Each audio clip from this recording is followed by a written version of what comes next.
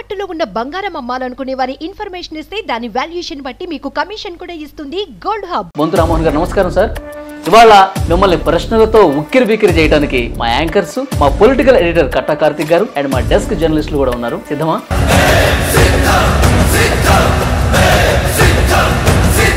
అహంకారం వల్ల కేసీఆర్ గారు ఓడిపోయారు. ఆయన చెప్పిందే వేదం ఉన్నట్టుగా సాగింది కాబట్టి ప్రజలు ఆయన పక్కన పెట్టారు అంటారు. ఇవాళ ఆ మానవ సంబంధాలు కొంత మెరుగ్గా ఉంటే 10 సంవత్సరాల అధికారం ఉంటే 5 సంవత్సరాలు జీహెచ్ఎంసీ మేయర్గా ఉన్నారు. టీఆర్ఎస్ యూత్ వింగ్ ప్రెసిడెంట్ గాను ఉన్నారు. సో ఏం తక్కువ చేసింది మీకు పార్టీ బీఆర్ఎస్? ఏం తక్కువ చేసిందంటే బీఆర్ఎస్ కి ఏం చేసిందని ఇలా ఒకరికి 4 సార్లు 3 సార్లు మనిషికి 4 పదవులు. అసలు ఉద్యమానికి సంబంధం లేని వాళ్ళు మంత్రులయ్యారు కాబట్టి నిజంగా మీలాంటి ఉద్యమ నాయకులకి అవమానం జరిగిందని భావించి పార్టీని వదిలేరా? ఫస్ట్ స్థాయిలో ఎక్స్పీరియన్స్ సంపాదించడానికి వాళ్ళకు సెకండ్ స్థాయి థర్డ్ స్థాయి వాళ్ళకు కూడా. బీఆర్ఎస్ గవర్నమెంట్ కనుక ఫామ్ అయి ఉంటే మొన్నటి ఎలక్షన్స్ లో గెలిచి ఉంటే కూడా మీరు కాంగ్రెస్ పార్టీలో చేరేవారా? ఇప్పుడు అధికారం పోయినాక కూడా ఇప్పుడు ఉద్యమ నాయకులకు మంచి పేరులకు అట్లాంటి వాళ్ళకు అవకాశం ఇవ్వకుండా పార్టీలు మారే కల్చర్ దశాబ్ద కాలంగా మనం చూస్తున్నాం. ప్రతిపక్షాల నుంచి అధికార పార్టీ వైపు ఇంకెన్నాళ్ళు భరించారు ఈ దరిద్రాన్ని? కొన్ని మనసుకు నచ్చనప్పుడు, మనసుకు బాధ అనిపించినప్పుడు ఏ హామీతో మీరు కాంగ్రెస్ పార్టీలో జాయిన్ అయ్యారు సార్? రాబోయే కాలంలో జీహెచ్ఎంసీ కార్పొరేటర్లు సగానికి పైగా కాంగ్రెస్ పార్టీలోకి రాబోతున్నారు. బీఆర్ఎస్ పార్టీ నుంచి కాంగ్రెస్ పార్టీకి మొత్తం కార్పొరేటర్లు అందరు పోతున్నారు. భార్య శ్రీదేవి గారు జిహెచ్ఎంసీ కార్పొరేటర్స్ అందరినీ తన దారిలోకి తీసుకొచ్చుకొని ఒక కార్పొరేటర్ నుంచి మేయర్ గా ఎదగాలి అని అనుకుంటున్నారని. ఎవ్వరు మేయర్ కావాలని అనుకోవట్లేదు. అనుకున్న కాంగ్రెస్ ప్రధానంగా ఆరోపించేది బీజేపీ బీఆర్ఎస్ కలిసి రాజకీయాలు చేస్తున్నాయి అని చెప్పేసి. రేవంత్ రెడ్డి గారు రాజాసింగ్ కి సెకండ్ లాగా ఇవ్వడం ఒక వీడియో వైరల్ అవుతుంది. ఉప్పల్ సీటుని మీకు ఇవ్వలేదు కాబట్టి బీఆర్ఎస్ తో విభేదించారా?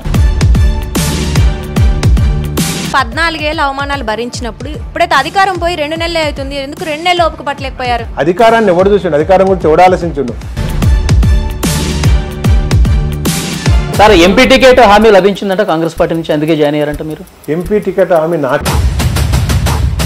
కేసీఆర్ గారు ప్రగతి భవన్ ని ఫామ్ హౌస్ ని విడిచిపెట్టి బయటికి రాడు. ఫామ్ హౌస్ లో కేసీఆర్ గారు ఏం చేస్తుండేవాళ్ళు? ఆయనకు ఒక 50-60 ఎకరాల భూమి కొనుక్కో.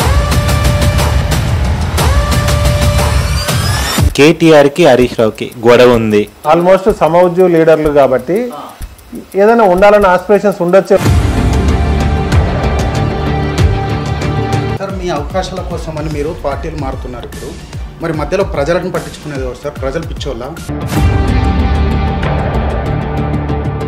మీరు మేయర్గా ఉన్నప్పుడు అధికార పార్టీ అండ చూసుకున్నాం, 100 కోట్ల రూపాయలు సంపాదించారు. ఎంక్వైరీలు అసలు కంప్లైంట్ ఎంక్వైరీలు ఇవన్నీ పక్కన పెట్టండి సార్. పచ్చకి ఒక పేరు సోమేష్ కుమార్ అయితే మీరు పేరుగా ఉన్నప్పుడు ఆయన కమిషనర్ దగ్గర నుంచి చూసారు. వాళ్ళ అవినీతి పరులా కాదా? అదే సోమేష్ కుమార్ కొంత దుందుడుకుతనం, కింది అధికారులతో చక్కగా ఉండకపోవడం.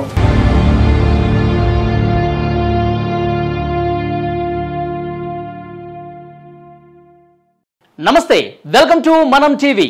మనం ఉన్నది మన కోసం, నేను వలి.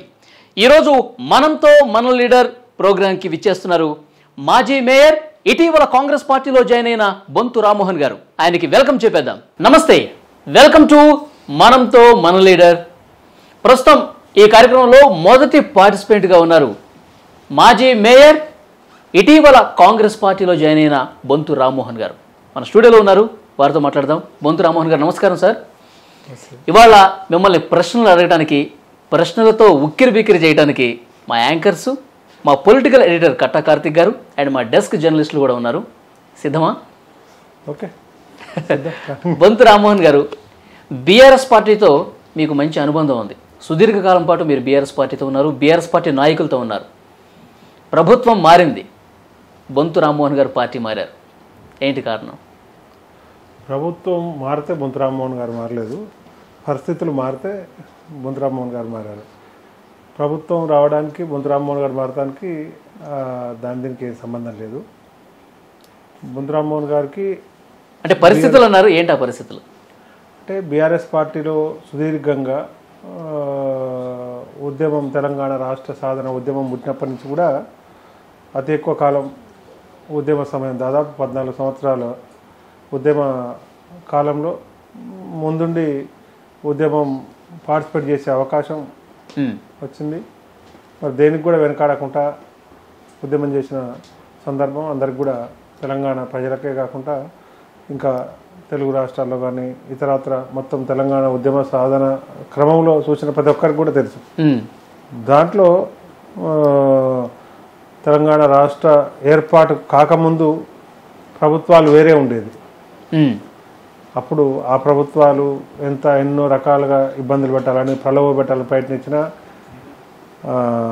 అధికారం కొరకు అధికారం వైపు చూడాల్సిన అవసరం సందర్భం అగత్యం ఎక్కడ కూడా. మరి అలాంటి బొంతు రామ్మోహన్ గారు ఏ ప్రలోభాలకు లొంగి కాంగ్రెస్ పార్టీలో జాయిన్ అయ్యారు? ఇవాళ 10 సంవత్సరాల బీఆర్ఎస్ పార్టీ అధికారంలో ఉన్నప్పుడు కూడా ఇవాళ ఉద్యమం చేసినాక మనకు 10 సంవత్సరాల పార్టీ ప్రభుత్వంగా వచ్చినప్పుడు మరి ఇవాళ ఉద్యమం చేసిన నాకు ఒక అవకాశం ఇస్తే దాన్ని హైదరాబాద్ నగర అభివృద్ధిలో ఎక్కడ చిన్న మచ్చ లేకుండా హైదరాబాద్ నగర అభివృద్ధిని అనుకున్న దానికన్నా 4 గంటలు ముందు తీసుకుపోవడంలో ఎక్కడ ప్రభుత్వానికి కానీ అడ్మినిస్ట్రేషన్లో ఏ మచ్చ లేకుండా తీసుకుపోవడంలో కృషి చేసినాం. కాబట్టి మరొక మీకు ఆ అవకాశం ఇచ్చింది, హైదరాబాద్లో ఎలాంటి మచ్చ లేకుండా మేయర్గా మంచి పనితీరు కనబరచడానికి మీకు అవకాశం ఇచ్చింది బీఆర్ఎస్ పార్టీ. ఇప్పుడు ఆ బీఆర్ఎస్ పార్టీనే వదిలేశారు, ఏం చెప్పదలుచుకున్నారు? అంటే బీఆర్ఎస్ పార్టీకి నాకున్న అనుబంధం, బీఆర్ఎస్ పార్టీకి నేను చేసిన కష్టానికి ఒకసారి అవకాశం ఇస్తే కొంతమంది మధ్యన సోషల్ మీడియాలో సన్నాసులు అన్ని కామెంట్లు పెడుతున్నారు. ఈ పార్టీకి ఏం అనుబంధం లేకుండా, పార్టీలో ఒక పైసా పని చేయకుండా అవకాశాలు విరివిగా తీసుకున్న వాళ్ళని ఎవడు ఏం సపోర్ట్ చేస్తలేదు. ఈ పార్టీకి అతి ఎక్కువ అనుబంధం ఉండి అతి ఎక్కువ కష్టపడి ఉద్యమంలో కానీ ప్రభుత్వంలో కానీ పార్టీలో కానీ చేసిన నాకు ఒక అవకాశం ఇస్తే అవకాశమే చాలా పెద్ద అవకాశం, ఇంకో అవకాశానికి అర్హత కానీ సందర్భం కానీ లేనట్టుగా.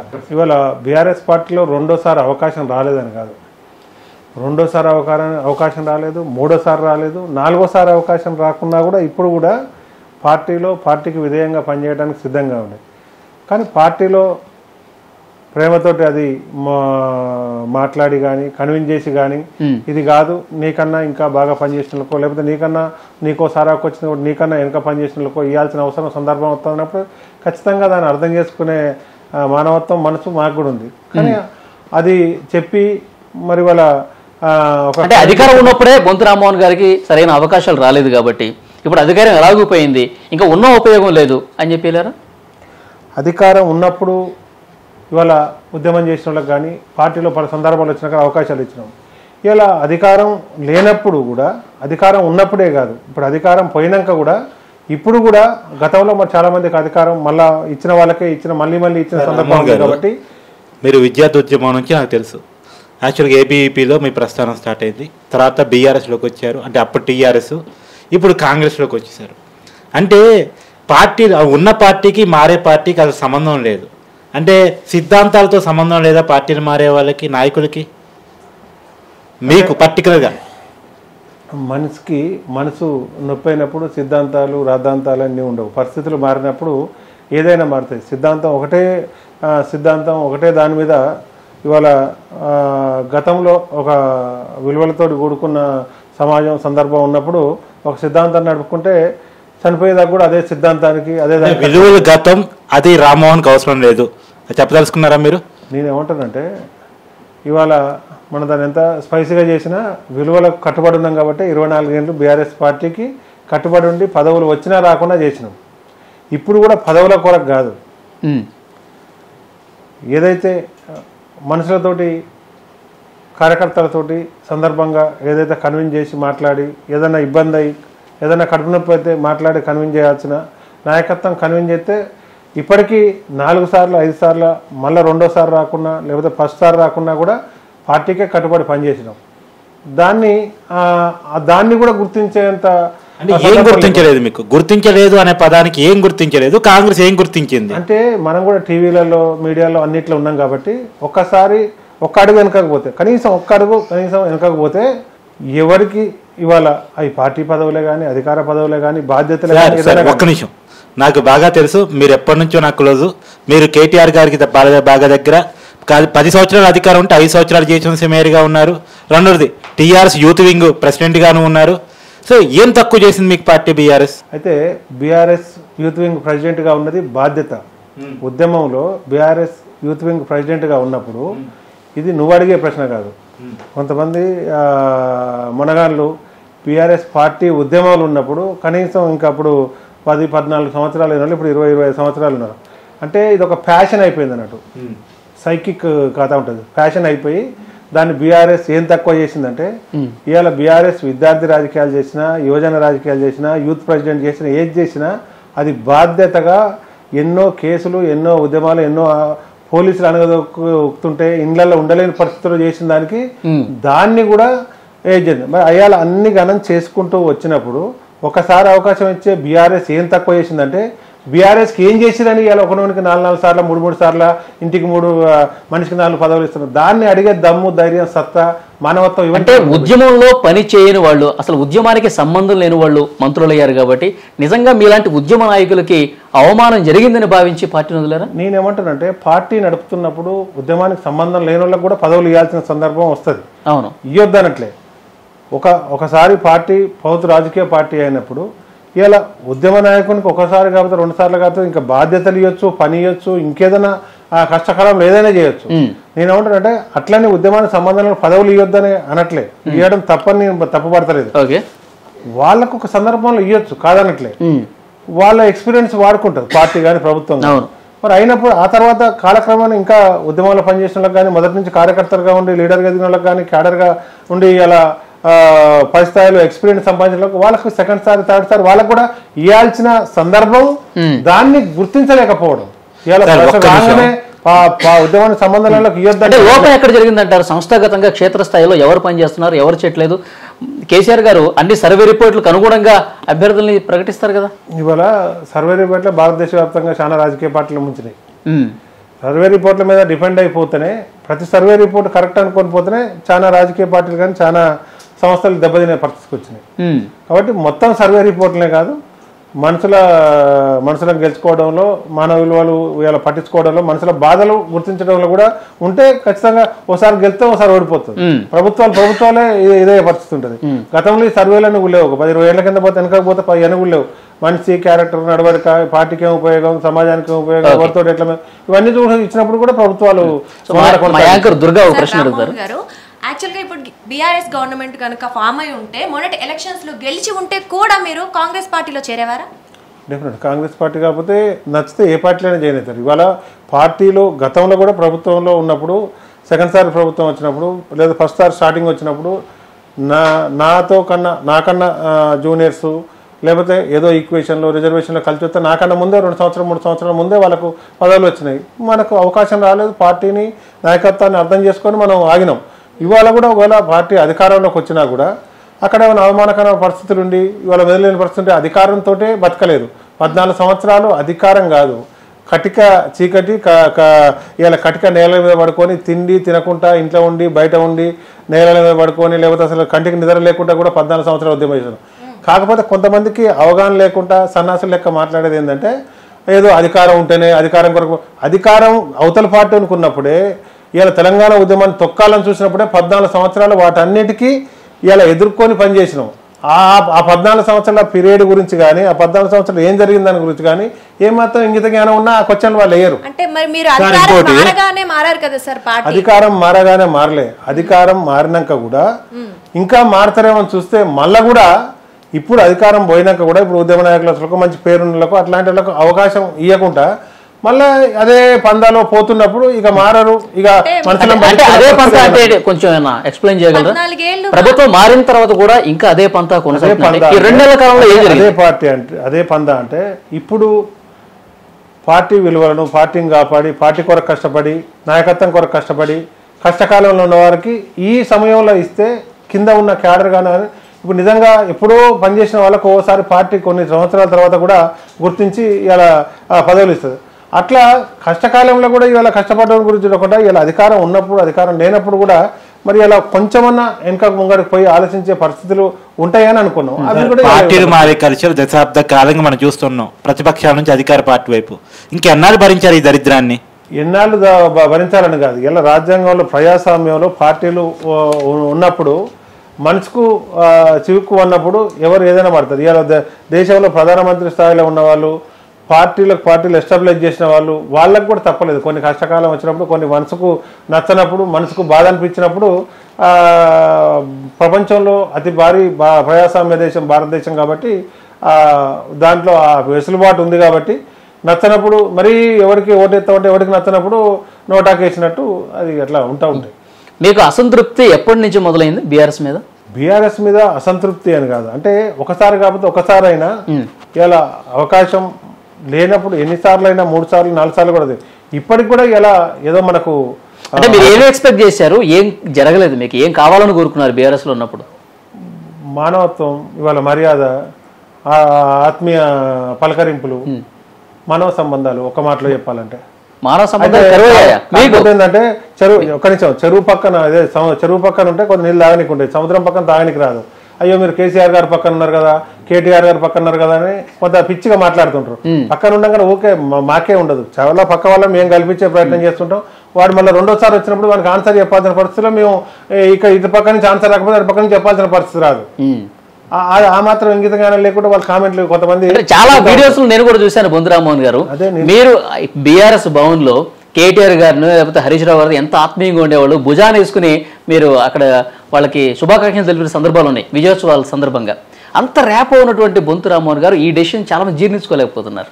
అదే ఇప్పుడు వచ్చిన ప్రాబ్లం ఏంటంటే అవతల వాళ్ళు ఎంతవరకు ప్రేమించినా ప్రేమించకుండా మనం అతిగా ఒకసారి కాబట్టి ఒకసారి అన్నా మనం ఏదైతే మనం ఎక్కువ ప్రేమించుకుంటున్నాం ప్రేమించాల్సి వచ్చిందంటారా? బ్రహ్మానంద డైలాగ్ చెప్పినట్టు ఇవాళ ఆ రకంగా మనకంటే వాళ్ళకి బిజీ ఉండు పలు అంశాలు వాటి మీద ఉండరని మనం ఎక్కడ కూడా ప్రేమ తగ్గియలే, ఎక్కడ కూడా మనం పని తగ్గియలే, ఎక్కడ కూడా ఒళ్ళు దాచుకొని పని చేయలే, ఎక్కడ కూడా వెనకాడలేదు. అయినా మన పందాలు మనం చేసుకుంటూ పోయినప్పుడు సరే ఈసారి కాకపోతే ఇంకోసారి కాకపోతే కనీసం ఏమీ చేసినవని కాదు, అయ్యో నీకు ఏం చేయలేకపోయినా భుజం తడితే కూడా ఆత్మసంతృప్తి ఉంటుంది. ఓకే, మా జర్నలిస్ట్ భరత్ మాట్లాడతారు. ఇప్పుడు మీకు అక్కడ రెస్పెక్ట్ లేదని మీరు వేరే పార్టీలోకి కాంగ్రెస్లోకి రావడం జరిగింది కదా, అక్కడ కూడా రెస్పెక్ట్ లేకపోతే ఇంకొక పార్టీ కూడా మారుతారా మీరు? నేనేమంటానంటే ఇది ప్రజాస్వామ్య దేశం, దీంట్లో అతి ఎక్కువ ప్రజాస్వామ్యం ఉన్నది. ఇవాళ అతిపెద్ద పార్టీ కాంగ్రెస్ పార్టీ. ఇవాళ కొంత ప్రాంతీయ పార్టీల వాతావరణం వేరే రకంగా ఉంటుంది, జాతీయ పార్టీల వాతావరణం వేరే రకంగా ఉంటుంది. దాంట్లో ఫ్రీక్వెంట్గా పార్టీలు మారాల్సిన సందర్భం అవసరం వచ్చిందని అనుకో, ఆ సందర్భమే ఉత్పన్నమైందని మనం ఎక్స్పెక్ట్ చేయాల్సిన అవసరం లేదు. ఎందుకంటే కొంత జాతీయ పార్టీలో విధానం అంతా వేరే రకంగా ఉంటుంది, ఇవాళ ప్రాంతీయ పార్టీల విధానం వేరే రకంగా ఉంటుంది. ఇంకోటి ఏంటంటే పౌతు రాజకీయ పార్టీలనే ఉండి దీంట్లో మర్యాద లేకపోతే దాంట్లో మర్యాద దాంట్లోకి పోవాల్సిన సందర్భం మళ్ళీ ఉత్పన్నమైందని అనుకోండి. ఏ హామీతో మీరు కాంగ్రెస్ పార్టీలో జాయిన్ అయ్యారు సార్? ఏం హామీలు నేను అడిగి ఆ కాంగ్రెస్ పార్టీలో జాయిన్ కాలేదు. నేను నా వర్క్ స్టైలు, కష్టపడే తత్వం ఇటు పార్టీలో కానీ అటు ప్రభుత్వంలో కానీ, ఇలా మేయర్గా ఉన్నప్పుడు హైదరాబాద్ నగర అభివృద్ధిలో కానీ మనం పని చేసినామా, ఇంట్లో ఇలా దుప్పటేసుకొని పడుకున్నామా? గతంలో కూడా సార్ కాంగ్రెస్ పార్టీ నుంచి బీఆర్ఎస్ లోకి చేరికలు జరిగినప్పుడు కాంగ్రెస్ పార్టీ నాయకులు విమర్శించింది ఎంతకు అమ్ముడు పోయావని. ఇప్పుడు బొంతు రామ్మోహన్ ఎంతకు అమ్ముడు పోయావు అని ప్రశ్నించే వాళ్ళకి ఏంటి సమాధానం? ఎంతకు అమ్ముడు పోవాల్సిన సందర్భం లేదు. అమ్ముడు పోవాల్సి ఉంటే కొనడానికి తెలంగాణ ఉద్యమంలో చాలాసార్లు సిద్ధంగా ఉండే. పదవులు కానీ పైసలు కానీ పనులు కానీ అవన్నీ అప్పుడు ఆ కాలంలో నిజంగా ఉదయం తింటే సాయంత్రానికి మార్చుకొని కడుపు మార్చుకొని పడినప్పుడే అమ్ముడు పోవాల్సిన సందర్భం రాలేదు. ఎందుకంటే అప్పుడు అమ్ముడు పోతే ఎప్పుడో ఆ రోజు 1000 రూపాయలు అంటే ఈరోజు లక్ష అయ్యేది, ఆ రోజు 1,00,000 రూపాయలు ఇస్తే ఈరోజు 100 కోట్లు అయ్యేటి. అట్లా కడుపు గాలి ఓపిక లేక ఇప్పుడు కొంతమంది కళ్ళు తిరిగినా కూడా కొంచెం ఓపిక పెట్టి నడుస్తూ ఉంటారు. అట్లా నడుచుకుంటూ ఉంటేనే వాళ్ళు తెలంగాణ రాష్ట్రం, మాలాంటి వాళ్ళు కడుపు మార్చుకొని ఉంటేనే తెలంగాణ రాష్ట్రం. ఆ రోజు ఓపిక లేకనో కుటుంబ ఇబ్బందులు లేకపోతే ఒత్తిళ్లకో లేకపోతే ఇంకా ఎన్కౌంటర్లు చేస్తాంటనో ఆ రోజు ఇబ్బందులకు ఇంకో రకంగా పోయిన వాళ్ళందరూ కూడా ఇంకో రకంగా సెటిల్ అయ్యారు. కొంతమంది ఇబ్బంది పడ్డారు, కొంతమంది సక్సెస్ అయ్యారు. అట్లా ఆ సందర్భంలో అప్పుడే భయపడని బొంతురామ్మని అప్పుడే అమ్ముడు పోని బొంతురామ్మని ఇప్పుడు అమ్ముడు పోవాల్సిన అవసరం అఘాయిత్యం ఎక్కడ లేదు.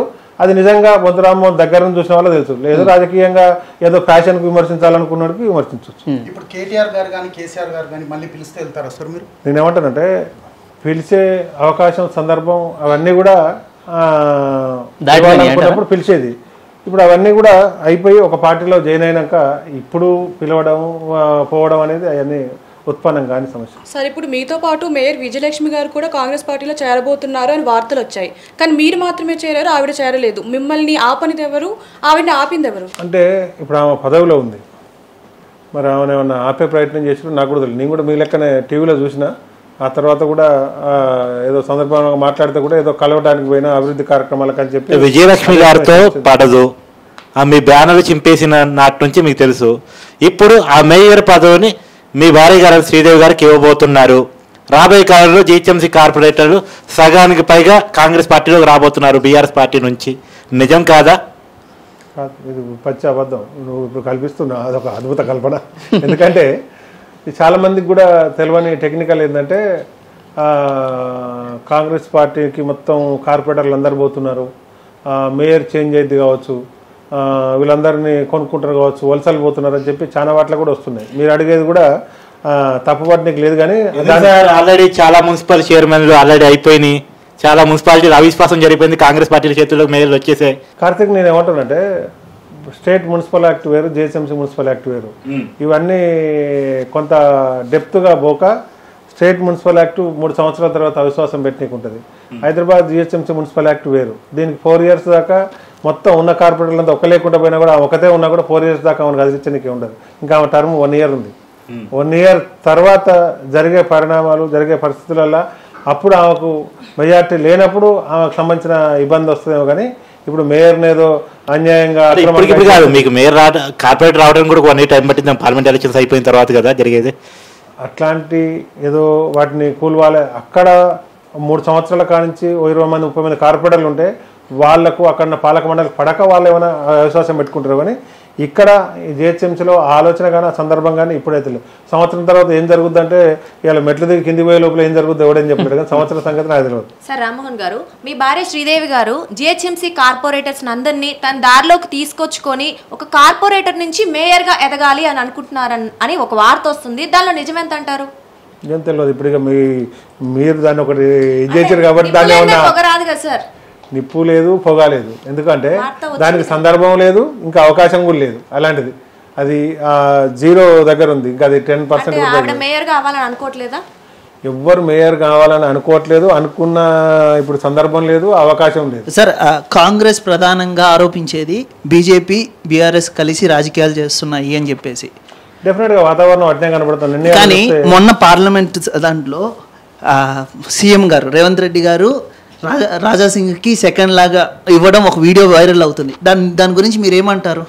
అంటే ఒక గౌరవ సభ్యుడు, ప్రతిపక్ష సభ్యుడు ఉన్నప్పుడు ఆయన ఇంటర్నల్గా ఏదో స్మైల్ చేసి విజ్ చేసినట్టుంది. ఈయన మర్యాద కొద్ది సెకండ్ ఎక్కువ ఇచ్చి అంటే వంగి నమస్కారాలు పెట్టడము, లైక్ మీరు ఎలాగో ఏబీవీపీ నుంచి వచ్చినారో సేమ్ అలాగే ఆయన కూడా అలాగే వచ్చారు కదా. ఏబీవీపీలో ఉన్నప్పుడు రాజాసింగ్ మామూలు కార్యకర్త కూడా బిజినెస్ చేసుకుంటున్నాడు. ఆ భావజాలం ఇంకా రేవంత్ రెడ్డి గారిలో ఉందంటున్నారా మీలో? కానీ రేవంత్ రెడ్డి గారు ముఖ్యమంత్రిగా బాధ్యతగా సాటి సభ్యుడు పోతుంటే సెకండ్ ఇచ్చుకుంటూ పోయి ఉంటాడు. అంతే అంటారా? అంతే, ఏం లేదు. ఇంకోటి బీజేపీ పొత్తు అంటావా? ఈ మధ్యన వార్తల్లో స్పెక్యులేషన్స్ అయితే వస్తున్నాయి. బీఆర్ఎస్ బీజేపీ, ఎందుకంటే మిగతా రాష్ట్రాల్లో కూడా జనరల్గా ఎన్డీఏకు ప్రాంతీయ పార్టీలు ఏదైతే ఉన్నాయో అవి భాగస్వామ్య పక్షాలు బాగా తక్కువగా ఉన్నాయి. కానీ ఈ మధ్యన చూస్తే విరివిగా ఏదో ఒక రూపంలో కలుపుకునే ప్రయత్నం చేస్తారు. అదిరిచ్చో బెదిరిచ్చో ప్రేమ ఇచ్చేసో, లేకపోతే ఏదో ఒక సాన్నిహిత్యం పెంచుకోను, ఇంకో రకాల అవార్డులు ఇచ్చో రివార్డులు ఇచ్చో ఏదో రకంగా కొన్ని కలుపుకొని పోతారు. దాంట్లో ఈ మధ్యన లాంగ్ స్టాండింగ్ ఉన్న ఇక్కడ తెలుగుదేశం పార్టీ కానీ ఇంకా ఇట్లాంటివన్నీ కూడా చేస్తారు. కాబట్టి ఇక్కడ కూడా సాధ్యమైద్దేమో అని కొన్ని వార్తలలో వస్తున్నాయి. ఇంకొంతమంది బీజేపీ నాయకులు లేదు వాళ్ళతో మాకేం అవసరం, వాళ్ళు మా ద్రోహం చేసారు, వాళ్ళతోటి ఇది లేదు. కాంగ్రెస్ పార్టీకి అనుమానం ఏముందా అలాంటిది? అనుమానం అంటే ఆధారాలు అయితే లేవు, కాకపోతే సందర్భాన్ని చూస్తే అట్లా కనపడుతుంది వాతావరణం. ఇప్పుడు కేసీఆర్ గారు కూడా మొన్న చలో నల్గొండ సభలో మాట్లాడారుగా, డబుల్ స్పీడ్తో వస్తామని. దాన్ని ఎలా అర్థం చేసుకోవాలి? ఆయనకున్న రాజకీయం ఆయన ఏమో అనుకుంటున్నా అనేది మనకు తెలియదు. కాకపోతే డబుల్ స్పీడ్ అంటే మరి ఏమన్నా మళ్ళీ ఇప్పుడైతే ఎలక్షన్స్ వచ్చేటి లేవు. 2 సంవత్సరాల్లోనే కాంగ్రెస్ ప్రభుత్వం కూలిపోతుంది. బీఆర్ఎస్ మళ్ళీ కాంగ్రెస్ ప్రభుత్వం ఏర్పడిన తర్వాత సార్ కడియం శ్రీహరి గారు కావచ్చు, తర్వాత పల్లా రాజేశ్వర రెడ్డి గారు కావచ్చు, కేటీఆర్ కావచ్చు, మళ్ళీ మన నాయకుడు కేసీఆర్ గారు ముఖ్యమంత్రి అవ్వబోతున్నారు, 2 నెలల్లో మన ప్రభుత్వం ఏర్పడుతుందని చెప్పి చాలా స్పష్టంగా చెప్పారు. అంటే క్యాడర్ కొంత కాన్ఫిడెన్స్ ఇవ్వడానికి చెప్పుండొచ్చు. మరి అవకాశాలు అయితే ఇక్కడ సందర్భం కనబడతలేదు నాకైతే. మిడిల్ క్లాస్ ఫ్యామిలీలో పుట్టిన మీరు ఇప్పుడు రిచ్ క్లాస్గా అయినారు, ఎలా సాధ్యం అంటారు? నేను మిడిల్ క్లాస్ ఉన్నాను ఇప్పుడు కూడా. నేను మిడిల్ ఇప్పుడు కూడా? క్లాస్ నేను రిచ్ క్లాస్ అయితే ఏం లేదు. రిచ్ క్లాస్ అంటే దాదాపు పొద్దుగా లేస్తే ఒక 10 మంది అది ఒక 10 కార్లు వేసుకొని లేకపోతే గంటకో డ్రెస్ మార్చి గంటకో ఇది. రిచ్ క్లాస్ అనేది అది ఎక్కడ లేదు. నేను ఇప్పటికీ మిడిల్ క్లాసే ఉన్నా, కాకపోతే కొంచెం ఒక 10,000 ఇళ్ళతో కిరాయితోటి ఇంకో 20,000 ఇళ్ళ కిరాయికి వచ్చిన. ఒక్కసారి మీ గుండెల మీద చెయ్యి వేసుకొని ఎలాంటి ఆఫర్ లేకుండానే కాంగ్రెస్ పార్టీలో చేరారా మీరు? ఎలాంటి ఆఫర్ ఇవ్వలేదు. ఇప్పుడు పోయి మీరు కాంగ్రెస్ నాయకులు కానీ సీఎం గారు రేవంత్ రెడ్డి గారిని అడిగినా కూడా మేము ఎలాంటి ఆఫర్ ఇవ్వ, మీరు వచ్చి పని చేసుకుంటూ పోతే మీకున్న క్వాలిటీస్ని బట్టి ఏ పదవి ఇస్తే సూట్ అవుతుందో అది మేము ఇస్తాం. కానీ ఇప్పుడు మీకు మొదలే మీకు ఈ పదవి ఇస్తాం, ఇది చేస్తాం, ఈ కమిట్మెంట్ అనేది కాంగ్రెస్ పార్టీలో ఆల్రెడీ ముందు నుంచి ఉన్న పనిచేసిన వాళ్ళు ఉన్నారు కాబట్టి వాళ్ళను మిమ్మల్ని బేరేజ్ వేసుకొని ఎవరిని ఇస్తే దీనికి న్యాయం చేయగలుగుతాం. దాని ప్రకారం మాత్రమే బాధ్యతలు. ఉప్పల్ సీటుని మీకు ఇవ్వలేదు కాబట్టి బీఆర్ఎస్ తో విభేదించారా? ఉప్పల్ సీటు ఇవ్వకుండా ఉన్నాక ఆల్మోస్ట్ 2 నెలల ఎలక్షన్ ప్రస్థానంలో కేసీఆర్ గారు వెంటే ఉండి ఆల్మోస్ట్ 100 బహిరంగ సభలు కోఆర్డినేట్ చేసి దాని తర్వాత కూడా పార్టీ ప్రభుత్వం పోయినాక కూడా బీఆర్ఎస్ పార్టీతో ఉన్నాం. మరి ఈ మధ్యన జరుగుతున్న పరిణామాలు చూసినప్పుడు ఇంకా మరిగా మార్పు అది వస్తుందని కనబడతలేదు. ఉప్పల్ సీటు కోసం మీరు చాలా ప్రయత్నం చేశారు కదా సార్? చాలా ప్రయత్నం చేసినాం. మరి ఎందుకు మిమ్మల్ని పరిగణలోకి తీసుకోలేదు? పరిగణలోకి తీసుకుంటాం, పని చేసుకోమంటేనే చేసుకున్నాం. సడన్గా వచ్చిన పరిస్థితులు మారినాయి, ఏదో ఈక్వేషన్లు ఇచ్చినాం, మీకు తప్పకుండా న్యాయం చేస్తాం అని చెప్పారు. ఓకే సరే, ఇప్పుడు న్యాయం చేస్తాం, మీ బాధ్యత మీ సేవలు అక్కడ వినియోగించుకుంటాం అది అని చెప్పి ఇదైంది. కానీ తర్వాత చూస్తే ఆ పరిణామాలు ఏం కనపడలేదు. అయినా పార్టీకి మనం కొంత కట్టుబడి ఉండాలను. సరే, అయినా మారిన పరిస్థితులలో ప్రజలు కూడా సాటిస్ఫై కాక ఇవన్నిటికీ వాళ్ళు కూడా ప్రభుత్వ మార్పుకు మరి ఈ రకంగా శ్రీకారం చుట్టింది. అయినాక కూడా ఇంకా అధిష్టానంలో కానీ పార్టీ పెద్ద నాయకుల్లో కానీ కొంత మార్పు వచ్చి ఏదైతే ఏ నెగిటివిటీ అయితే ఎవరి వల్ల అయితే కొంత మనకు పార్టీకి అన్యాయం జరిగిందో, ప్రభుత్వానికి డ్యామేజ్ జరిగిందో దాన్ని ఏమన్నా కొంత కరెక్షన్ చేసుకుంటారు అని భావించినాం. కానీ మళ్ళీ మారిన పరిస్థితుల్లో కూడా అటు ఇటు ఆ వరుస ఎక్కడ కనపడ్డట్టు అనిపించలేదు. సార్, ఈ మధ్య కాలంలో 2 నేషనల్ సర్వీస్ వచ్చినాయి. ఒకటి ఇండియా టుడే, రెండోది టైమ్స్ నౌ. 2 సర్వేల్లో కూడా బీఆర్ఎస్కి ఒకటిసారి 2 ఇచ్చారు, ఇంకొకటి 3 ఇచ్చారు. కానీ మొత్తానికైతే బీఆర్ఎస్ 3rd ప్లేస్కి తెలంగాణలో పడిపోబోతుంది అనేది నిజమేనా? అది ఆ పార్టీలో నిన్నదాకా ఉండొచ్చారు కాబట్టి అడుగుతున్నారు. అంటే బీఆర్ఎస్ పార్టీ మీద కేసీఆర్ గారి మీద కొంత ప్రజలకు సానుభూతి ఉంది, అభిమానం ఉంది. కానీ వాళ్ళకున్న క్యాడర్కున్న కష్టాలు చెప్పుకుందాం అనుకున్నప్పుడు ఇప్పుడు ఫలాని కార్తిక్ వల్ల మాకు ఇబ్బంది వచ్చింది అని చెప్పి చెప్పుకుంటానికి వచ్చినప్పుడు ఆ 10 మంది వస్తే ఆ 10 మంది ప్రాబ్లం ఏందో కనుక్కొని ఇచ్చేస్తే అయిపోయేది. కానీ నేను చెప్తా మీరు కార్తిక్నే కలవమని చెప్పడం జరిగింది. ఇక దాంతో మనం కలిసినా కార్తిక్నే కలవమంటారు కాబట్టి ఇక లాభం లేదని ఇంటికి పోయి మళ్ళీ కార్తిక్ రేపు ఎలక్షన్లో పోయినప్పుడు కార్తిక్ సపోర్ట్ చేయలేదు. బీఆర్ఎస్ ఓటమి తర్వాత జరిగిన కొన్ని విశ్లేషణలు మీకు చెప్తున్నాను. కేసీఆర్ గారు ముఖ్యమంత్రిగా ఉన్నప్పుడు ఆయన పనితీరు కావచ్చు, ఆయన ప్రవేశపెట్టిన పథకాలు కావచ్చు, తెలంగాణ అభివృద్ధి కోసం ఆయన చేసిన కృషి కావచ్చు అభినందనీయం.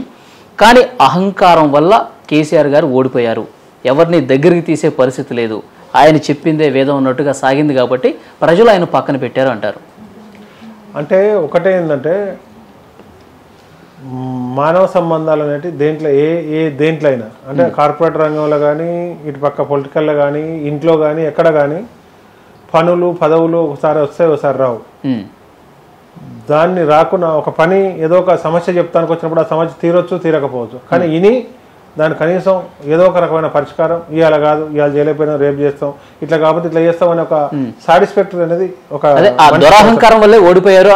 ఇవాళ ఆ మానవ సంబంధాలు కొంత మెరుగ్గా ఉంటే బాగా ఉంటే ఇంకా కొంత అందుబాటులో ఉంటే ఈ పరిస్థితులు ఉత్పన్నం కాకుండా ఉండేవి. ఇప్పుడు గద్దర్ గారిని తీవ్రంగా అవమానించారంట సార్, బయట కూర్చోబెట్టి. నిజమేనది? మీరు అప్పుడు పార్టీలోనే ఉన్నారు కదా. అంటే అది పార్టీలో క్యాడర్ అందరికి కూడా ఐడియా లేదు. ఆ తర్వాత టీవీలో చూసినప్పుడు ఐడియా రాకపోవడం వేరు, మీకు ఐడియా రాకపోవడం వేరు. మీకు ఐడియా అంటే అది ఆ సంఘటన జరిగినాక ఒక 10-15 డేస్ తర్వాత నిజాలు చెప్పండి. నిజంగా గద్దర్ గారు ప్రగతి భవన్ ముందు వెయిట్ చేసింది నిజం మీకు తెలుసు? ప్రగతి భవన్ ముందు వెయిట్ చేసింది నిజం. ఆడ వీడియో ఉంది, దాన్ని కాదన్నట్టురా.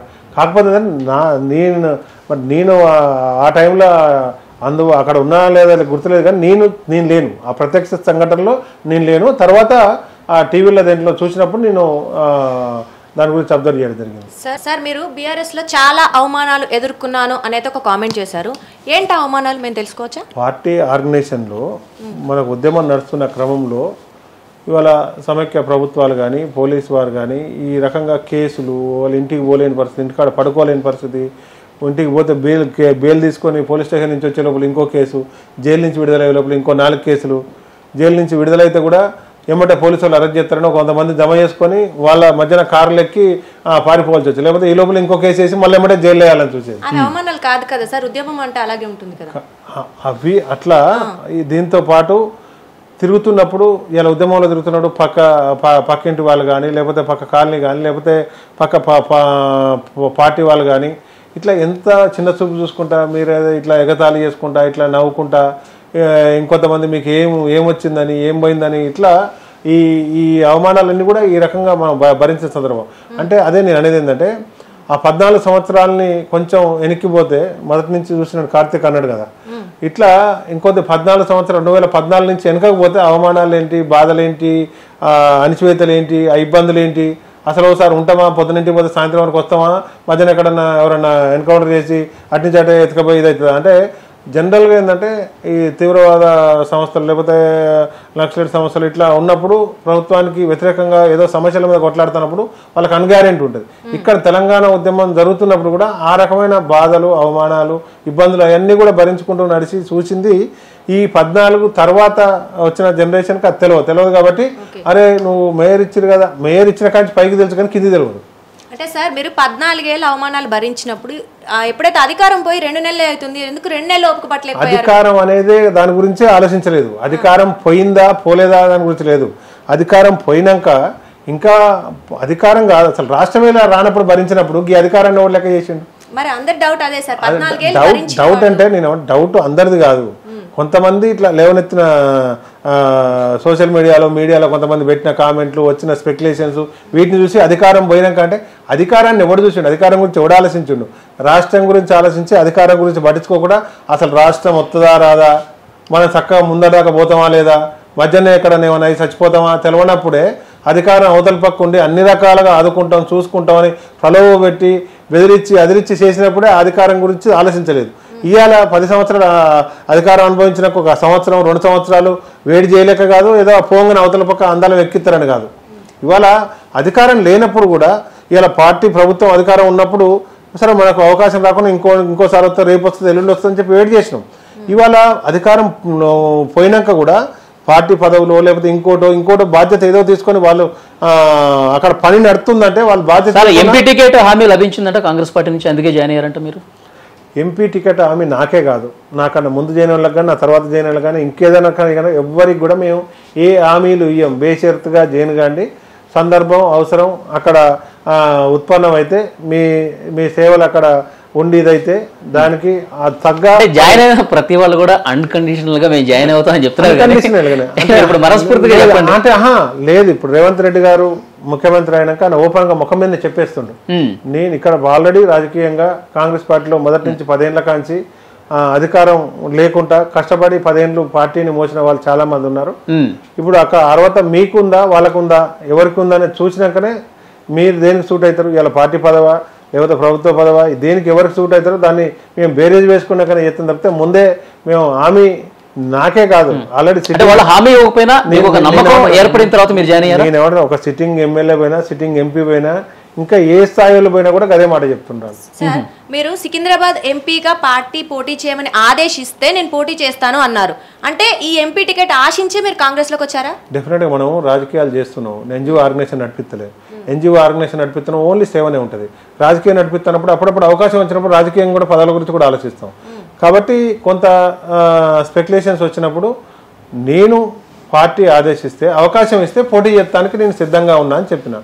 లేదు బాబు నీకన్నా కొద్దిగా మంచిగా పనిచేసిన వాళ్ళు లేకపోతే నీకు తర్వాత అవకాశం రావడంలో వాళ్ళకి ఇస్తామంటే ఓకే, అవకాశం వచ్చిన వాళ్ళకే ఇవ్వమని కాదు, ఇవాళ నాకు ఇవ్వనప్పుడు ఓకే, నాకు ఇంకా మరీ నాకన్నా అవకాశం రాని వాళ్ళు కూడా ఎవరు ఉంటారో వాళ్ళకి ఇస్తున్నాం అంటే మనం మూసుకొని వాళ్ళని పని చేసేదానికి సిద్ధంగా ఉన్నాం. అంటే ఒకవేళ వేరే వాళ్ళకి టికెట్ ఇస్తే కనుక వేరే వాళ్ళకి కాదు, అవకాశం రాని వారికి అవకాశం వచ్చిన వాళ్ళకి ఇస్తే ఒప్పుకోరా?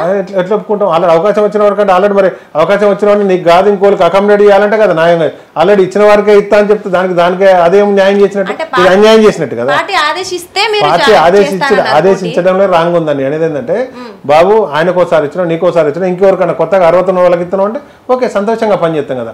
ఇచ్చిన వాళ్ళకే ఇస్తాం, ఉన్న వాళ్ళకి ఇంకోటి ఇస్తాం అంటే కొత్త వాళ్ళు గెలుస్తారని నమ్మకం నేను లేకపోతే కొత్త వాళ్ళకి అదే అంటున్నాను. నేను ఏమంటానంటే, ఇవాళ కొత్తగా జర్నలిజంకి వచ్చిన నీకైనా, ఒక ఇంటర్మీడియట్ డిగ్రీ అయిపోయిన ఒక స్టూడెంట్కైనా, సమాజ కోణం తెలిసిన ఒక చదువు రానోళ్ళకైనా, అన్ఎడ్యుకేటెడ్కైనా ఎవరి మీద కొంచెం ఉంది అని అంటే తెలిసిపోద్ది.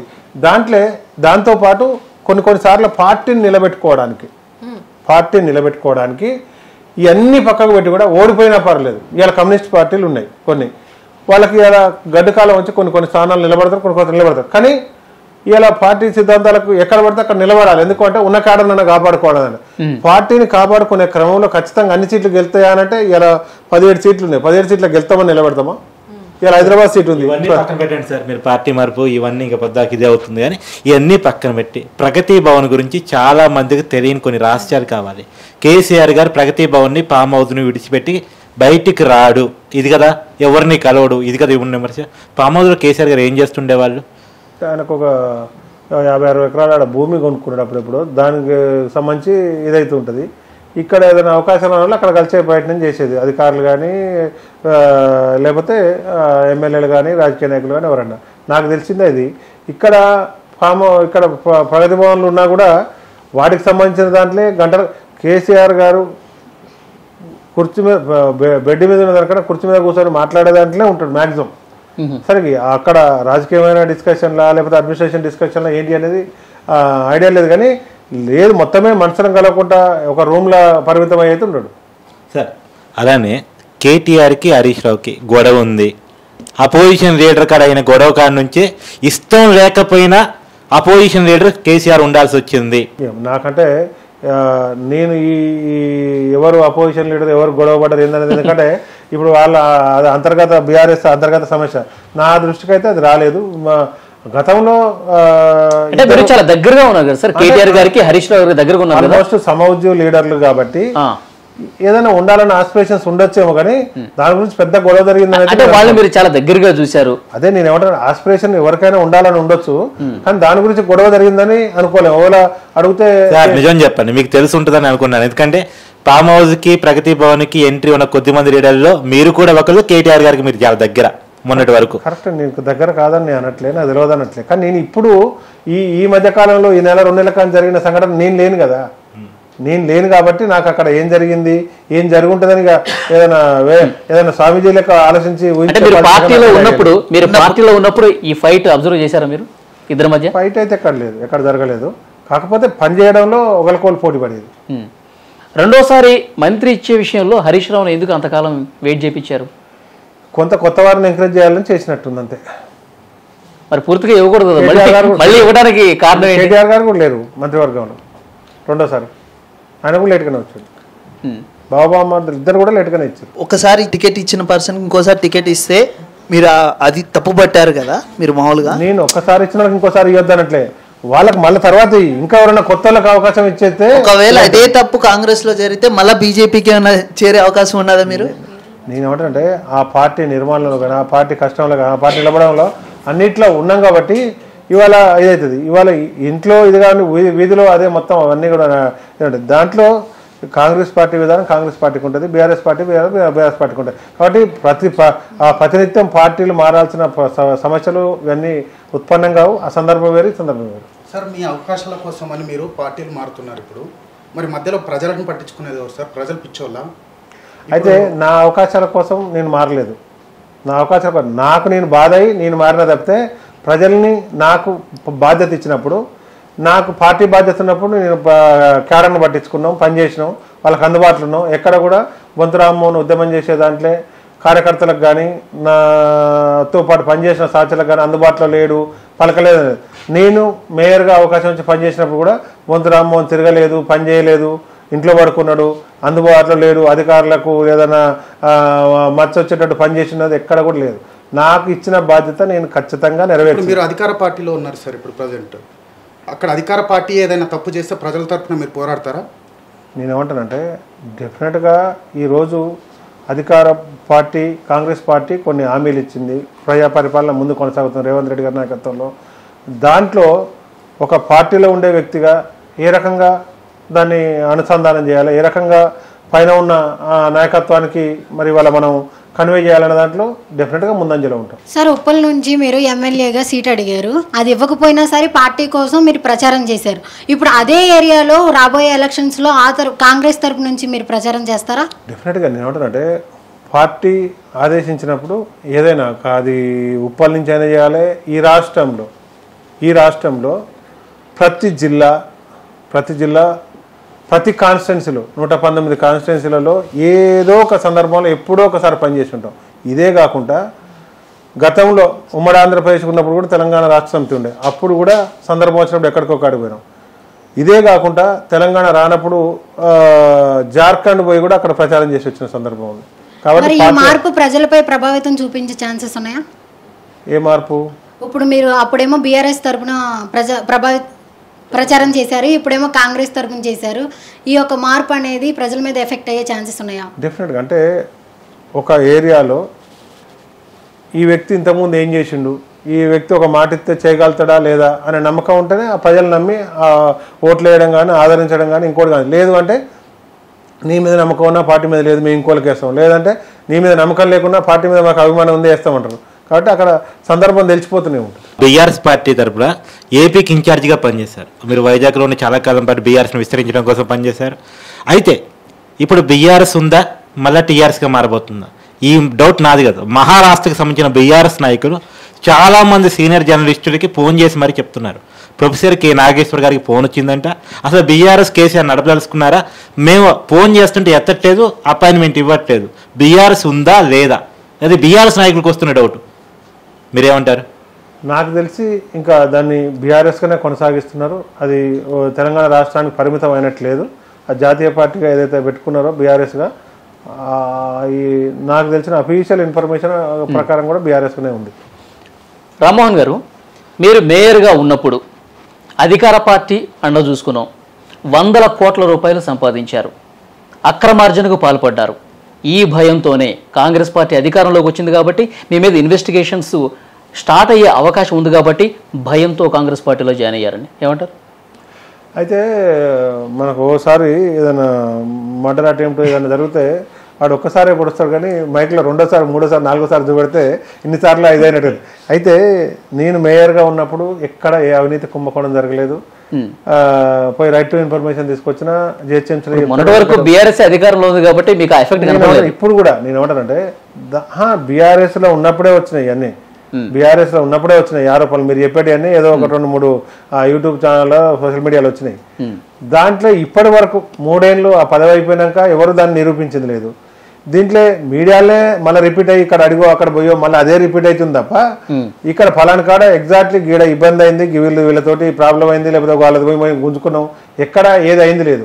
ఒకవేళ మీరు అన్నట్టుగా నిజంగా ఏదైనా అథెంటిక్ ఉండి ఎవరైనా అన్యాయంగా ఇదైతే ఇప్పుడు మీరు అన్నట్టుగా ఇన్వెస్టిగేషన్ సంస్థలు చాలా ఉన్నాయి, అన్ని ఉన్నాయి. ఇప్పుడు అథెంటిక్ ఇన్ఫర్మేషన్ ఇప్పుడు ప్రభుత్వం మారింది కాబట్టి, మీరు ప్రతిపక్షంలో ఉన్న పరిస్థితి కాబట్టి, సో డెఫినెట్గా ఇన్వెస్టిగేషన్ కాంగ్రెస్ పార్టీ చేస్తుంది.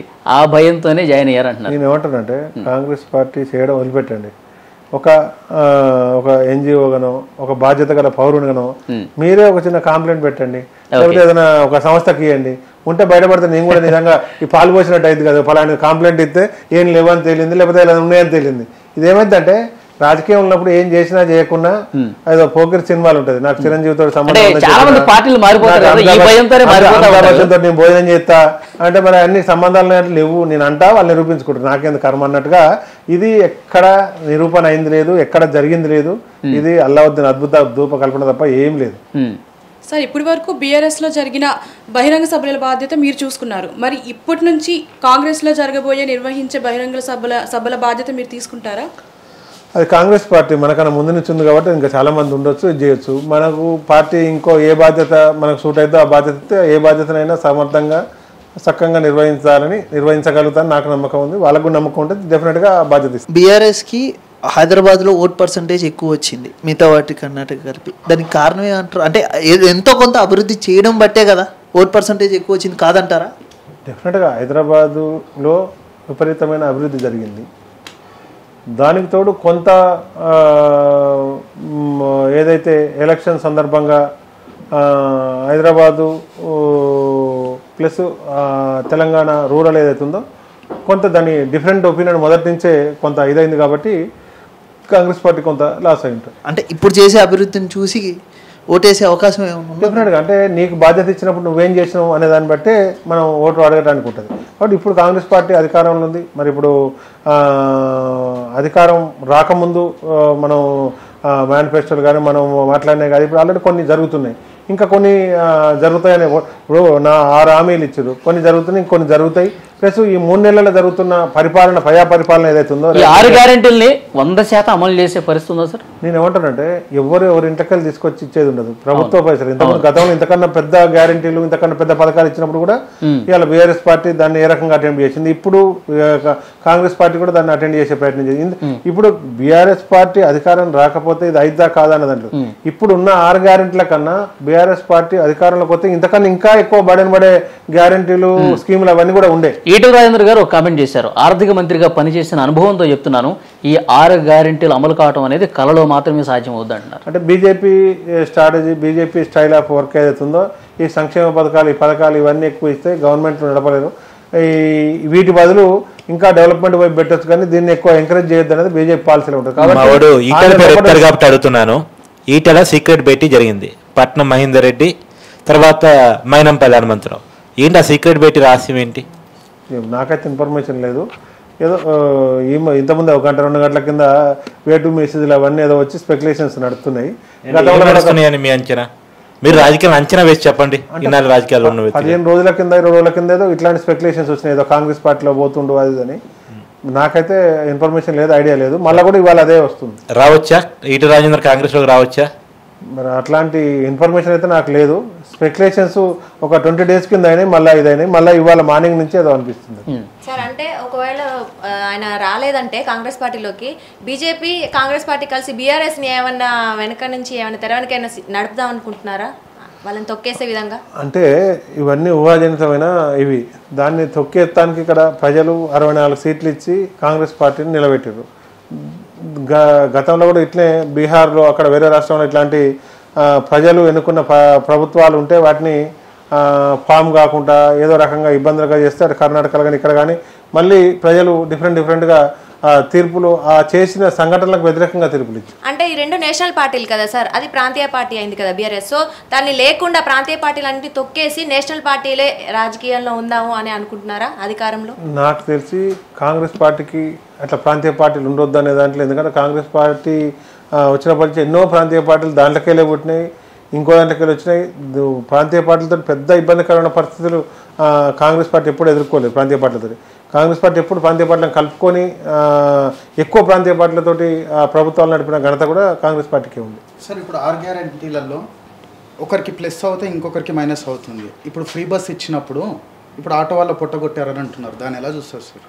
అంటే ఈ ఒక స్కీమ్ ఇంప్లిమెంట్ చేస్తున్నప్పుడు దానికి కొంత హెచ్చు తగ్గులు కొన్ని ఇట్లాంటి ఇబ్బందులు వస్తుంటాయి.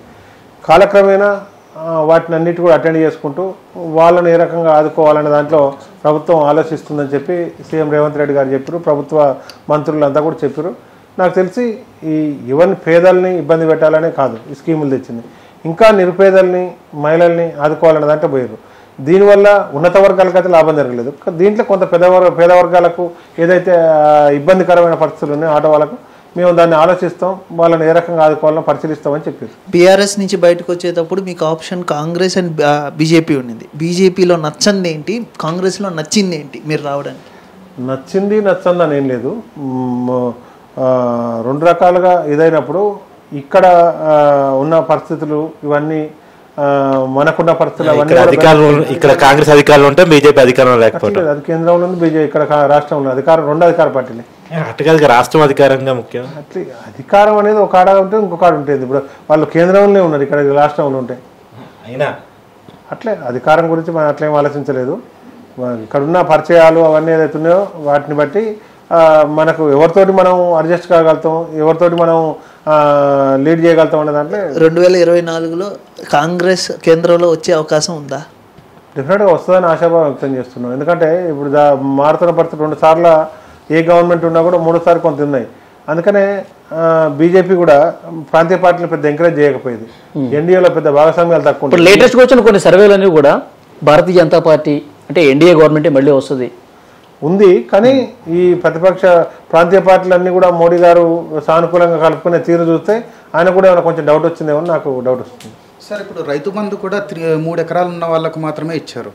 ఇప్పుడు ఎంపీ ఎలక్షన్స్ టైం వరకు కూడా అందరికీ వేయకపోతే కూడా ఓట్ బ్యాంక్ ఏమన్నా మిస్ అయ్యే ఛాన్స్ ఉందా? రైతు బంధులో ఇంకా ఎన్ని ఎకరాల్లోకి ఇవ్వాలన్న పాలసీ అయితే చేంజ్ కాలేదు. ఏమైనా అంశాల వారిగా మరి చిన్న రైతుల నుంచి అట్లా ఈ ఇబ్బందికరంగా ఉన్న వాళ్ళని చేసుకుంటూ పోతున్నారు. అంశాల వారిగా అందరికీ బీఆర్ఎస్ ప్రభుత్వంలో ఉన్నప్పుడు అందరికీ ఒకేసారి పడేది. ఇప్పుడు జస్ట్ 3 ఎకరాలు ఉన్న వాళ్ళకి మాత్రమే పడింది. అంటే ఇప్పుడు కాంగ్రెస్ గవర్నమెంట్ వచ్చిన తర్వాత రైతు బంధు నిధులు సక్రమంగా పడట్లేదు, మళ్ళీ కరెంటు పోతుంది, సరిగా వాటర్ రావట్లేదు, ఇలాంటి ప్రాబ్లమ్స్ అన్ని చెప్తా ఉన్నారు.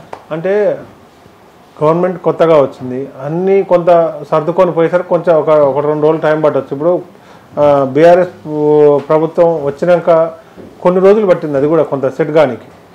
నీకు ఇప్పుడు పూర్తిగా పర్ఫెక్ట్ ఫస్ట్ టర్మ్ అంటే ఇది పార్లమెంట్ ఎన్నికలు సమీపిస్తున్న సమయంలో మైనస్ కదా. అంటే ప్రభుత్వం ఏర్పడి ఎమ్మటే పార్లమెంట్ ఎన్నికలు వచ్చి ఇవన్నీ కొంత ఎడతెరిపి లేకుండా జరుగుతున్న అసెంబ్లీ సమావేశాలు ఇవన్నిటితోటి కొంత వెనక ముందు కావచ్చు, కానీ ఇయ్యొద్దనో లేకపోతే వేరే రకమైన ఒపీనియన్స్ అయితే ఏం లేవు.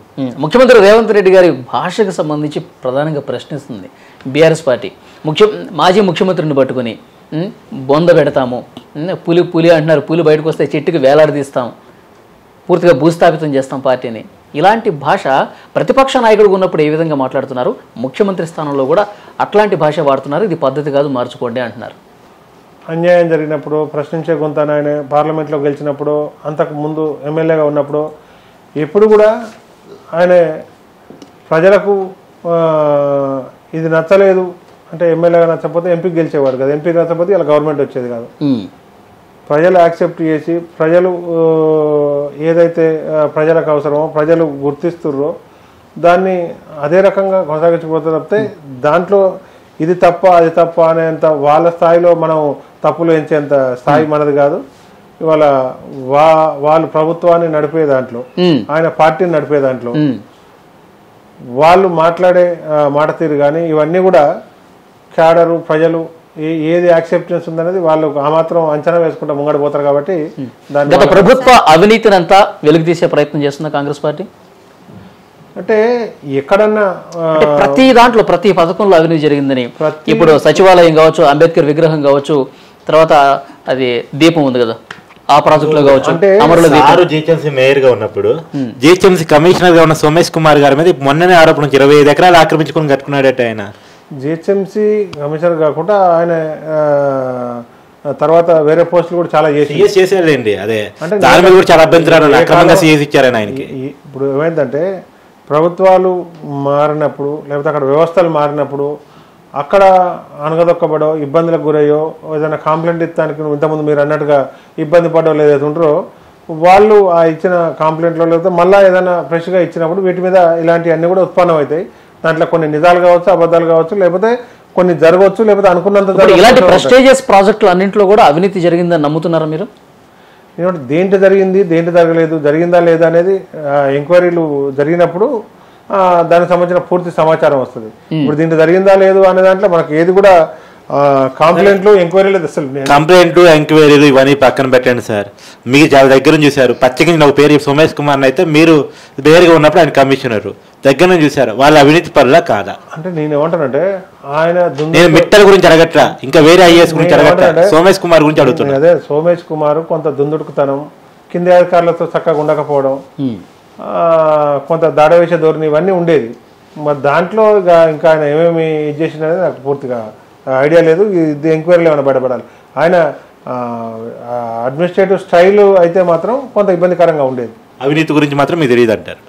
అవినీతి గురించి ఇప్పుడు నీకు టీవీలో వచ్చింది అది ఒకటే ఉండొచ్చు, ఇంకా 4 ఉండొచ్చు, వచ్చింది మేము చేసే నిజం కాకపోవచ్చు. మనకంటే ఇప్పుడు పూర్తిగా మనకు సమాచారం లేదు, లేకపోతే ఆయన ఎక్కడెక్కడన్నా ఉన్నాయన్న కంప్లైంట్ కాపీ మన దగ్గర లేదు, వచ్చింది ఒకటి, దాని మీద ఎంక్వైరీ నడుస్తుంది. నేను ఏమంటానంటే ఆయన అడ్మినిస్ట్రేటివ్ స్టైల్ అయితే కొంత డిఫరెంట్గా ఉండేది. అంటే పార్టీ మారిన బీఆర్ఎస్ పార్టీ నుంచి బయటకు వచ్చిన బీఆర్ఎస్ మీద ప్రేమ పోనట్టుంది సార్ మీకు కొంచెం. సోమేష్ కుమార్ బీఆర్ఎస్ పార్టీ కాదు, అది కాదు. సోమేష్ అంటే మేము అడిగేది ఏదైనా అంటే ఉద్దేశం మీరు బీఆర్ఎస్ మీద అడిగిన ప్రతి క్వశ్చన్ కొద్దిగా సాఫ్ట్ కార్నర్ గానే చెప్తున్నారు, అందుకని చెప్తున్నాడు. సాఫ్ట్ కార్నర్ అంటే నేనేమంటున్నా, మొదలే చెప్పిన మానవ సంబంధాలు మెయింటైన్ చేయడంలో దూరం అయ్యే ఇవాళ బీఆర్ఎస్కు చాలామంది దూరం అవుతున్నారంటే మనుషుల్ని అక్కన చేర్చుకోవడం, కష్టం ఉంటే కష్టాలు దాన్ని ఇవాళ కాకపోతే రేపు ఇదవుతుంది, లేకపోతే ఒక బాధ్యత ఒక పదవి ఒకటి ఇవ్వలేకపోతే నీకు కాదు నీకు తర్వాత ఇస్తాం, లేకపోతే పదవులే కాదు. కాంగ్రెస్ పార్టీలో ఈ పుష్కలంగా ఉన్నాయా మరి? కాంగ్రెస్ పార్టీలో అదొక సముద్రం, దాంట్లో ఉండే రీతిగా ఉంటాయి. మనం ఉద్యమ పార్టీగా ఉండి తెలంగాణ రాష్ట్ర సాధనలో కొన్ని దాదాపు 2 దశాబ్దాలు పనిచేసి ఇవన్నీ ఉన్న దగ్గర అవి ఒకటేసారి స్విచ్ ఆఫ్ అయినట్టుంటే వచ్చే రన్నింగ్ కాలువ బంద్ అయిపోతే ఏమవుతుంది? ఏమంటే బోర్లు వేసుకొని బాయిలు తీసి ఏమంటే నీళ్ళు తోడుకోరు కదా. అట్లా ఆ యాటిట్యూడ్ అవన్నీ కూడా చేంజ్ అయినప్పుడు మనకు అక్కడ బాధ అనిపిస్తుంది. ఆ తర్వాత పోయే దారిలో ఉన్నాయి మనకు పోతా అంటే మనం ముందు ఉండవా, తర్వాత నీళ్లు రావాలంటే ఇక్కడ ఆల్రెడీ దెబ్బలు తాకినాయి, ముఖాలు ఇరిగినాయి, ఇవన్నీ ఉన్నాయి కాబట్టి పోతానప్పుడు జాగ్రత్తగా చూసుకొని పోతాం కదా. ఇప్పుడు కేసీఆర్ గారి అవినీతి కాళేశ్వరం ప్రాజెక్టు ప్రధానంగా ప్రశ్నిస్తూ అధికారంలో ఉన్న కాంగ్రెస్ పార్టీ విమర్శిస్తుంది. ఇప్పుడు కాళేశ్వరంలో నిజంగా అవినీతి జరిగిందా? అవినీతి జరగబట్టే లోపభూయిష్టమైనటువంటి నిర్మాణం వల్లే కమిషన్లకు పాల్పడటం వల్లే మేడిగడ్డ కుంగిందా? అంటే ఇప్పుడు జరుగుతున్న పరిస్థితులు అయితే ఆ మేడిగడ్డ కుంగడం నిజం, దాన్ని నిరలబాయడం నిజం, కాంట్రాక్టర్ ఎవరు బాధ్యత తీసుకోకపోవడం నిజం. కాబట్టి ఇంకొంత ఎంక్వైరీ ముందరికి పోతే దాని మీద ఎంతవరకు జరిగింది అనేది క్లారిటీ డెఫినెట్గా. అంటే అది ఎవరు స్థాయిలో అయింది, ఎవరు దానికి పాల్పడ్డారు ఏంది అనేది కొంత ఎంక్వైరీ దాని మొత్తం. కాంగ్రెస్ పార్టీ నాయకులు చెప్తున్నారు గతంలో ఉమ్మడి ఆంధ్రప్రదేశ్గా ఉన్నప్పుడు జరిగిన దాంతో అవినీతితో పోలిస్తే గత 10 ఏళ్లలో జరిగిందే ఎక్కువ, తెలంగాణ విధ్వంసం కూడా గత 10 ఏళ్లలో జరిగిందే ఎక్కువ అని చెప్తున్నారు. అయితే అదేమైందంటే ఈ 10 ఏళ్లలో జరిగిన యాక్టివిటీ ఎక్కువ. యాక్టివిటీ 10 ఏళ్లలో తెలంగాణ వచ్చినాక తెలంగాణ డెవలప్మెంట్లో కొత్త ప్రాజెక్టులు కానీ, కొత్త రోడ్లు కానీ, కొత్త ఇన్ఫ్రాస్ట్రక్చర్ కానీ ఈ 10 ఏళ్లలో అంతకుముందు 1000 కోట్ల అభివృద్ధి జరిగితే ఇప్పుడు 10,000 కోట్ల అభివృద్ధి జరిగింది ఎగ్జాంపుల్. అట్లా అంత రేషియో ఒకటేసారి అంత అభివృద్ధి జరిగింది కాబట్టి అవినీతి కూడా ఆ స్థాయిలోనే ఉంది. ఏమంటారంటే దాంట్లో వేసే కాంట్రాక్టర్ కానీ ఇంకోటి కానీ ఇప్పుడు పని ఒక టెండర్ ఇచ్చింది, ఆ టెండర్ ఇంప్లిమెంట్ అయిందా లేదా, రోడ్ వేసిందా లేదా, దాని డెవలప్మెంట్ అయిందా లేదా అనేది చూస్తాం. కానీ దాంట్లో ఇంటర్నల్గా ఏం జరిగింది అనేది దాని తర్వాత కాంట్రాక్టర్లు ఇప్పుడు నాయకులకి కమిషన్లు ఇస్తారా సార్? నేను ఏమంటానంటే ఆ జరిగే క్రమంలో వాళ్ళ మంచి చెడు వాళ్ళకి ఆనందం ఎక్కువై వాడికి ఏమైనా 10 రూపాయలు లాభం వస్తే వాళ్ళిద్దరి మధ్య ఆనందం సందర్భం ఉంటే ఆయన ఖచ్చితంగా ఇవ్వాలనే రూల్ ఉండదు. నేనైతే వాళ్ళు అడగలే డెఫినెట్ గా. ఇప్పుడు జిహెచ్ఎంసీలో ఇప్పుడు ఒక 150 నుంచి 200 మంది కాంట్రాక్టర్లు ఉంటారు. పోయి ఎవరినన్నా నేను ఇక్కడనే కూర్చుంటా 1 గంట సేపు ఫోన్ బంద్ చేసి పోయి ఎవరినన్నా అడిగిరండి, ఎవరన్నా ఇట్లా నేను ఉన్న 5 సంవత్సరాలల్లా రామ్మోహన్ గారిని వదిలిపెట్టండి, కేటీఆర్ గారికి ఇస్తారుగా, ఏదైనా అడగండి సార్. నేను రెడీగా ఉన్నా అంటున్నా. మీరు ఎంత తీసుకునే వాళ్ళు కేటీఆర్ గారికి ఎంత ఇచ్చారు సార్? తీసుకునే సందర్భం వస్తే ఆ క్వశ్చన్ ఉత్పన్నం. సార్ ఇప్పుడు ప్రతిపక్షంలో ఉన్నప్పుడు అంటే ఎన్నికల సమయంలో రేవంత్ రెడ్డి గారు ఒక మాట చెప్తుండేవాళ్ళు, డబుల్ బెడ్రూమ్ సిద్ధంగా ఉంది చెర్లపల్లి జైల్లో. కేసీఆర్ గారు, కేటీఆర్ గారు, కల్వకుంట్ల కవిత, హరీష్ రావు వీళ్ళందరూ అక్కడ డబుల్ బెడ్రూమ్ కట్టడానికి సిద్ధంగా ఉన్నామని చెప్తున్నారు. ఎప్పుడు జైలుకి పంపిస్తున్నారు మరి?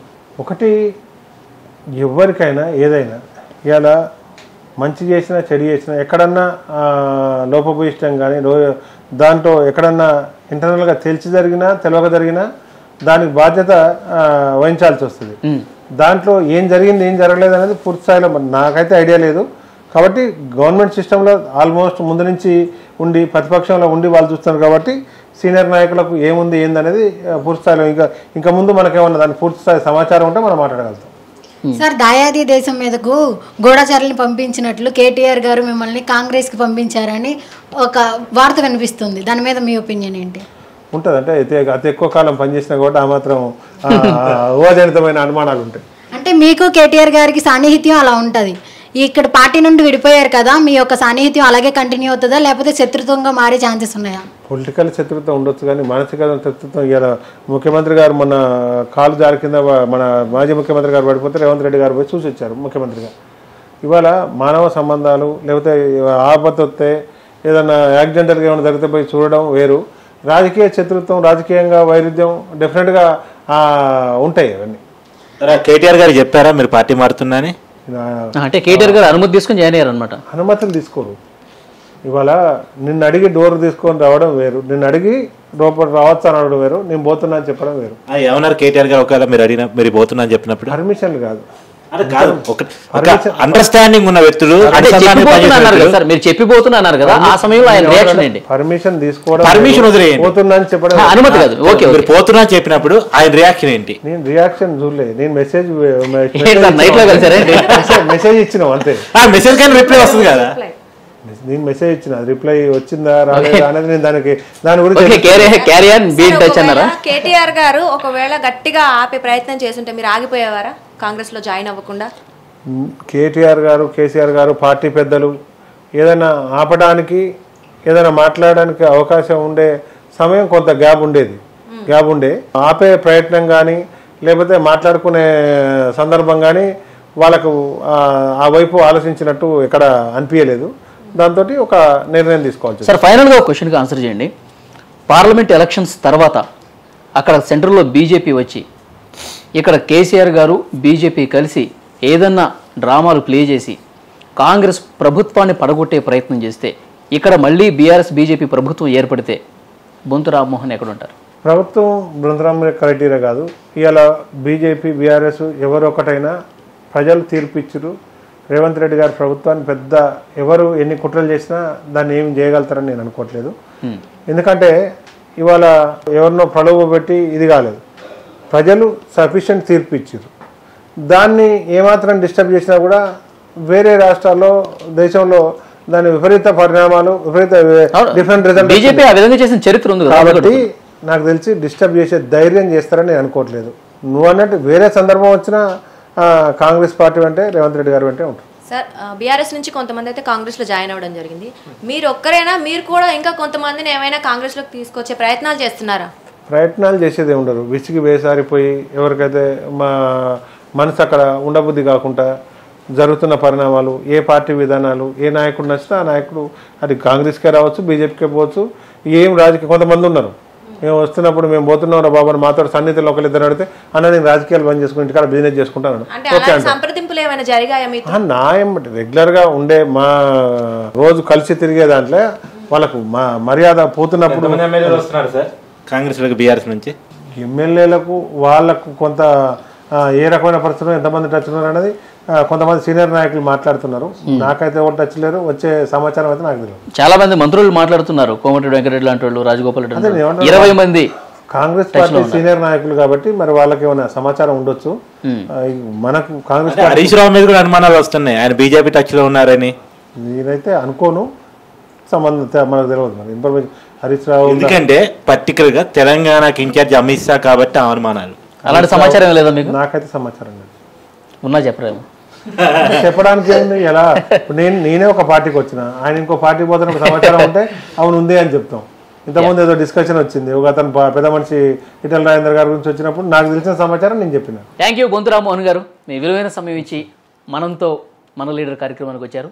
అడిగిన ప్రశ్నలన్నిటికీ సమాధానాలు ఇచ్చారు. Thank you so much. Thank you. ఇది వాటి మనంతో మన లీడర్. నెక్స్ట్ ఎపిసోడ్లో మరొక గెస్ట్తో కలుద్దాం. నేను మీ వలి. కీప్ వాచింగ్ మనం టీవీ. మనం ఉన్నది మన కోసం.